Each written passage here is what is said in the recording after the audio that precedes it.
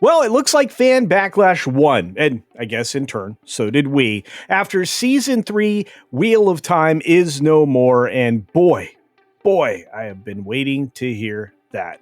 Wheel of Time. What happened and why? Well, let's dive into it. Here we go. After long last, and according to our friends over at That Park Place, the Wheel of Time was canceled by Amazon as viewership has absolutely collapsed despite Access Media's spin. And that's really all it was, the only reason that this show survived. Because as time went on, it got more and more disconnected from the 14-book epic source material, and I think that's really what led to this pretty much being dismissed as a complete failure. Kind of like Rings of Power, but they're stuck with that one, and there's no way out. But the cancellation has halted a character betrayal. The Wheel of Time was faced with a lot of slipping viewership. It dropped out of the Nielsen's top 10 rather quickly, just 3 weeks after season 3. And that's according to Deadline. If you want to look at that, you can look at the Variety article, but either way, those major trade publications are nothing but cover.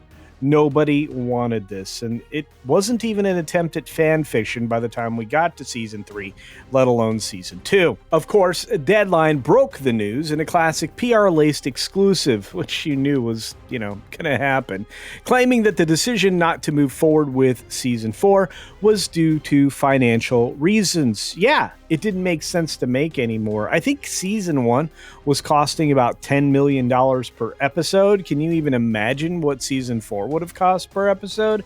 Especially with their divergence from, anything that was going to fall within Jordan's lore. And I think that was one of the big things. The fans really did revolt against Judkins' changes. The very tainted write-up goes as far as to call the show a solid performer, despite Nielsen numbers showing the show dropped off the top 10 after 3 weeks, as I mentioned before.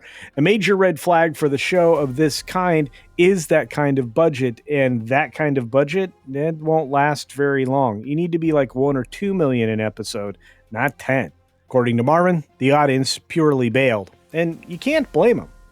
Viewership collapse actually started towards the end of season 1. This was a show that was a monster for Prime Video. It had 4.9 billion minutes viewed, and by the time they got to season 3, they barely got to a number 10 in their post finale for the year. Most people didn't enjoy Judkins' progressive tweaks. In fact, that seems to be a problem here with the gender ambiguity for the Dragon Reborn. That drove away a lot of core fan base. His particular arrogance in thinking he could improve Jordan's 14-book epic with inclusive spins led the viewership nosedive, and cancellation is kind of justice for betting against these incredibly involved fans. The show had a strong start for season 1, as I mentioned before, but after that, it started to flag, and for good reason. By the time they got to season 3, the audience had largely moved on, and according to Deadline's own report, the show slipped off Nielsen's top 10 after only 3 weeks, as I mentioned before. If you compare that to seasons 1 and 2, which stayed on the chart for the duration of their runs, that's not doing very well. While Amazon attempted to frame Wheel of Time as a global performer, no concrete international viewership numbers were shared, meaning it's all made up. And if there's any of these things, we've not certainly seen them. This leads me to a question.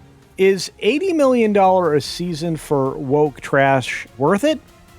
I say, good riddance. Post-cancellation, the Wheel of Time book sales have surged. People want to actually read the actual story. Supposedly, after the first season, the book numbers climbed, but I would imagine many people were surprised by the time they got through, maybe book 5 or 6, with where the story actually headed and what the characters actually were, and who they were, and how they interacted with each other, which were all things that were being wildly destroyed by Judkins during the course of this adaptation. In fact, the modernization was largely claimed to be grossly rewritten, and the characters were trying to get back via the books to the untouched novels that were waiting there for them to discover. I guess you could say that this is fans buying books and not Amazon's propaganda, which is a good thing. In fact, I think shame on Jeff Bezos and that Jassy guy for trying to do this in the first place. And there's a good reason they got rid of Jennifer Salke.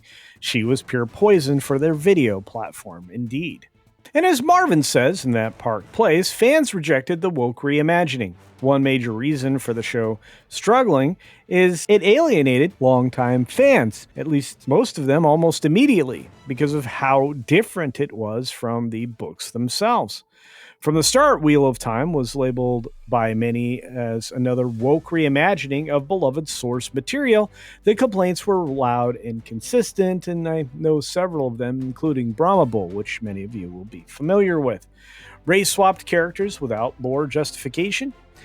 Perrin's reinvented wife, who was added and killed off just to give him a backstory trauma, which I think you don't need to add anything to this to add the ebbs and flows of emotion. A sideline, Rand al'Thor, the literal main character of the book series, hidden in the shadows so the show could focus more on its female cast, which of course it did.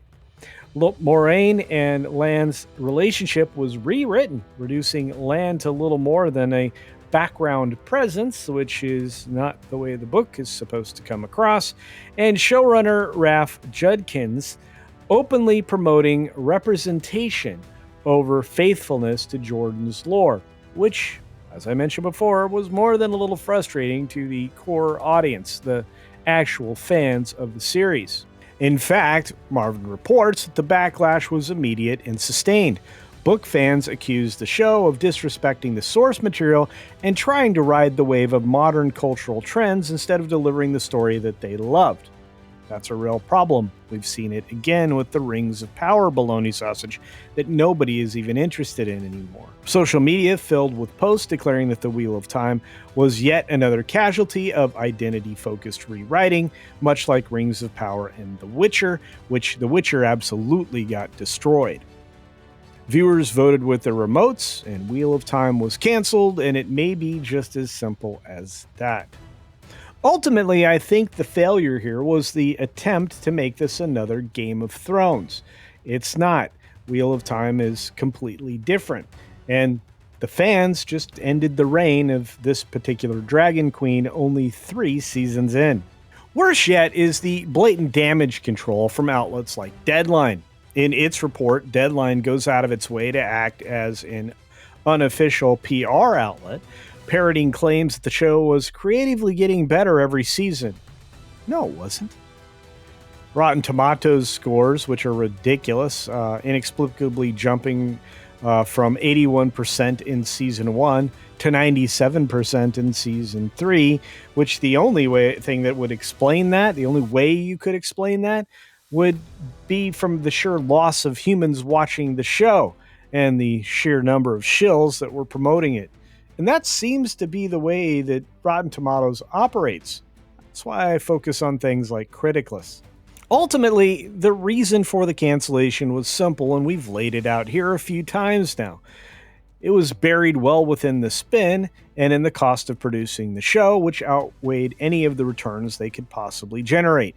Wheel of Time wasn't adding new viewers or even new customers to Amazon in any capacity. And that's the way Amazon actually judges these things. They supposedly explored some different scenarios with co-producer Sony, but none were financially viable. Translation: not enough people were watching, and they weren't going to go back and watch it later. And it was getting bad word of mouth that would never have helped it achieve anything sustainable. So it was time to get rid of it. And of course, as Marvin reports here, the bottom line: you don't cancel a solid performer because people would be watching it. It would actually make up for its cost. It wasn't. You cancel a show when the audience is left, the budget is bloated, and there's no clear path to return on investment, or ROI.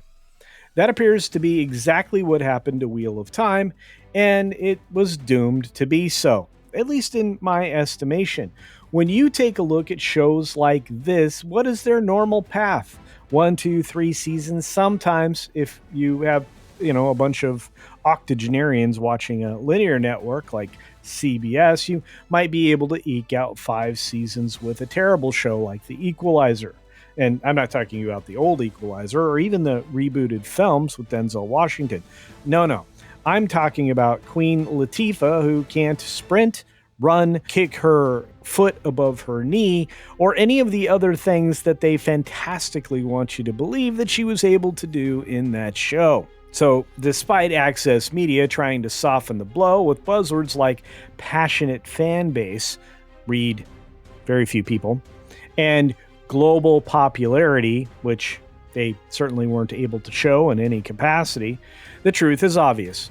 Amazon gambled on turning a classic fantasy epic into a modern identity showcase, and nobody stuck around for it. In fact, they went back to the books, to the real story, something they probably almost certainly fell in love with. No amount of Emmy campaigning or deadline fluff pieces can change the reality the wheel has turned, and this one just ran off the road.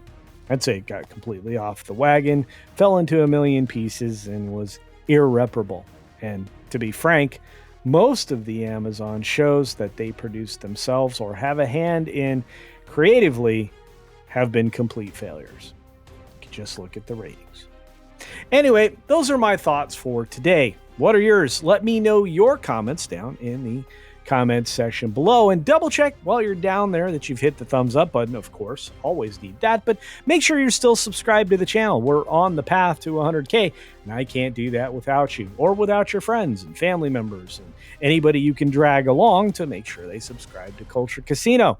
Plus, you don't want to miss any of the great content here each and every day in the form of live streams and videos because, hey, I'm a glutton for punishment and for performance and for content. And looks like so are you. As always, be sure to take care of yourself, take care of others, and until next time, see ya! But not watching Wheel of Time.